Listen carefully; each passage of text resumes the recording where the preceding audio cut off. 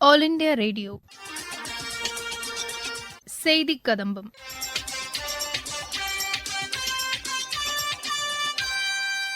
இன்றைய செய்தி கதம்பத்தில் பிரதமர் திரு நரேந்திர மோடி அவர்கள் இன்று மத்திய தகவல் ஒலிபரப்புத்துறை இணையமைச்சர் டாக்டர் எல் முருகன் அவர்கள் புதுதில்லியில் ஏற்பாடு செய்திருந்த பொங்கல் நிகழ்ச்சியில் பங்கேற்று ஆற்றிய உரையின் தமிழாக்கத்தை கேட்கலாம். வணக்கம். உங்கள் அனைவருக்கும் பொங்கல் பண்டிகையை முன்னிட்டு பல பல நல்வாழ்த்துக்கள். இனிய பொங்கல் நல்வாழ்த்துக்கள். பொங்கல் பவித்திரமான நாளன்று தமிழ்நாட்டின் ஒவ்வொரு வீட்டிலிருந்தும் பொங்கலின் பெருக்கு பொங்கி பல்குவது வழக்கம். என் விருப்பம் என்னவென்றால், அதைப் போலவே உங்கள் வாழ்க்கையிலுமே கூட சுகங்கள், நல்வளம், மேலும் சந்தோஷம் இடையராது பொங்கி பெருகட்டும். நிரந்தரமாக இது தொடர்ந்திருக்க வேண்டும். நேற்றுத்தான் தேசத்திலே லோஹ்டி திருநாள் பெரும் உற்சாகத்துடன் கொண்டாடப்பட்டது. சிலர் இன்று மகர சங்கிரமணோ உத்தராயணத்தை கொண்டாடுகிறார்கள். ஆனால் சிலரோ அதை நாளை கொண்டாடுவார்கள்.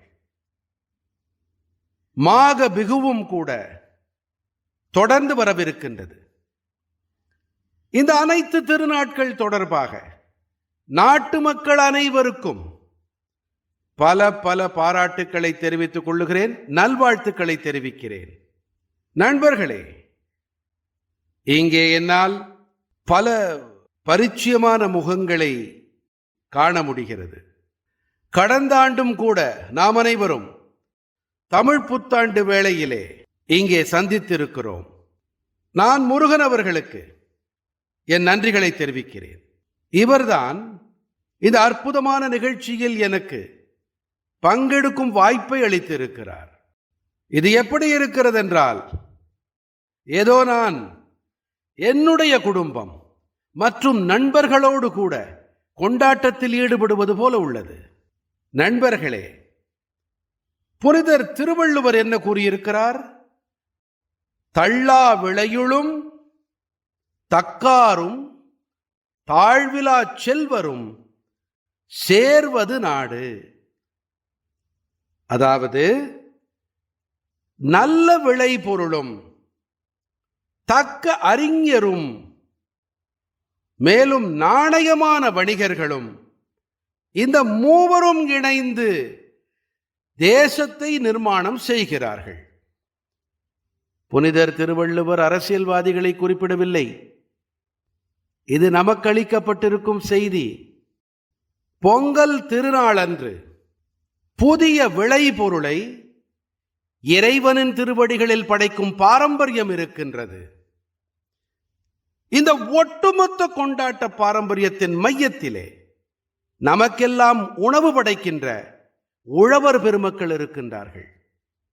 இதைப் போலவே பாரதத்தின் அனைத்து பண்டிகைகளும் ஏதோ ஒரு வடிவத்திலே கிராமத்தோடு, உழவர்களோடு, விளைபொருட்களோடு இணைந்திருக்கின்றது. எனக்கு நினைவிருக்கிறது, கடந்த முறை நாம் மேலும் ஒரு விஷயம் குறித்து விவாதித்தோம். அதாவது, எப்படி நம்முடைய சிறுதானியங்கள் அல்லது ஸ்ரீ அன்னம் தமிழ் கலாச்சாரத்தோடு இணைந்திருக்கிறது என்று. எனக்கு சந்தோஷமாக இருக்கிறது. இந்த சூப்பர் உணவு தொடர்பாக தேசத்திலும் மொத்த உலகிலும் கூட ஒரு புதிய விழிப்புணர்வு ஏற்பட்டிருக்கிறது.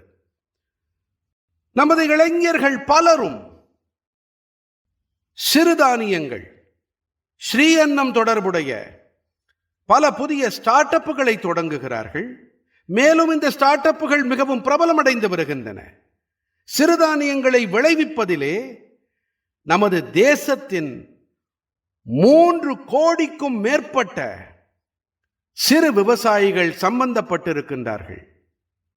நாம் சிறுதானியங்களை முன்னிறுத்தும் போது அப்போது நேரடியாக 3 கோடி விவசாயிகளுக்கு நன்மை ஏற்படுகிறது.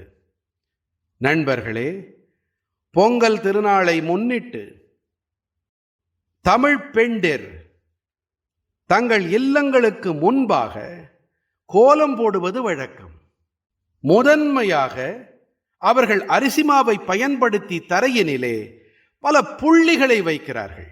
அனைத்து புள்ளிகளும் போட்டு முடிக்கப்பட்டு விட்ட பின் ஒவ்வொரு புள்ளிக்கும் ஒரு முக்கியத்துவம் இருக்கிறது. இந்த காட்சியே கூட மனதை கொள்ளை கொள்ளும் ஒன்றாகும். ஆனால் கோலத்தின் உண்மையான வடிவம் மெருகூட்டப்பட்டதாக எப்போது இருக்கும் என்றால், அந்த புள்ளிகள் அனைத்தும் நன்கு இணைக்கப்படும் போது இது ஒரு கலைப்படைப்பாக மாற்றமடைந்து அதிலே வண்ணங்கள் சேர்க்கப்படும் போதுதான். நம்முடைய தேசமும் அதனுடைய பன்முகத்தன்மையும் கூட கோலத்தை போன்றதுதான்.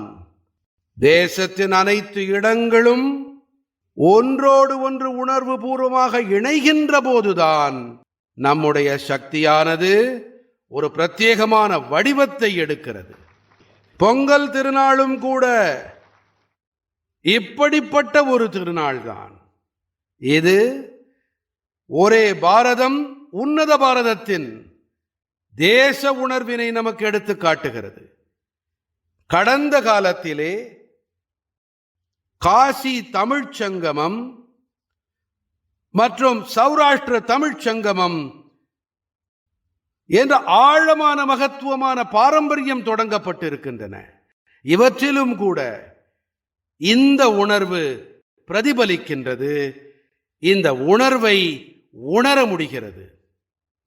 இந்த நிகழ்ச்சிகள் அனைத்திலுமே அதிக எண்ணிக்கையிலே நம்முடைய தமிழ் சகோதர சகோதரிகள் உற்சாகத்துடன் பங்கெடுத்து வருகிறார்கள். நண்பர்களே, ஒருமைப்பாட்டின் இதே உணர்வுதான் 2047ஆம் ஆண்டு வரை வளர்ச்சியடைந்த பாரதத்தை நாம் அமைக்க மிகப்பெரிய சக்தியாகும், மிகப்பெரிய மூலதனமாகும்.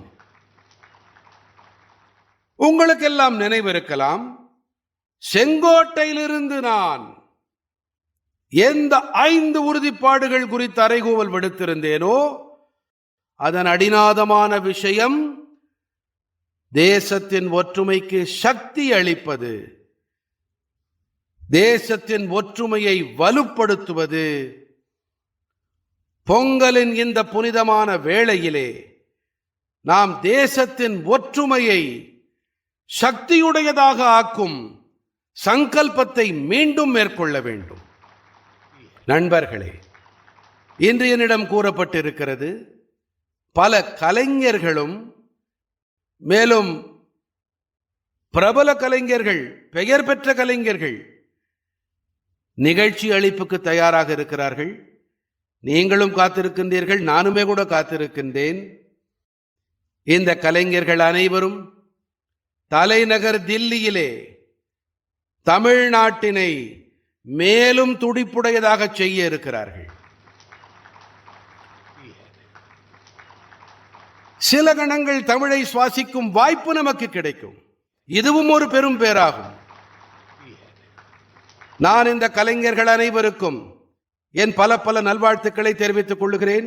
நான் மீண்டும் ஒரு முறை முருகன் அவர்களுக்கு என் நன்றிகளை தெரிவிக்கிறேன். வணக்கம்.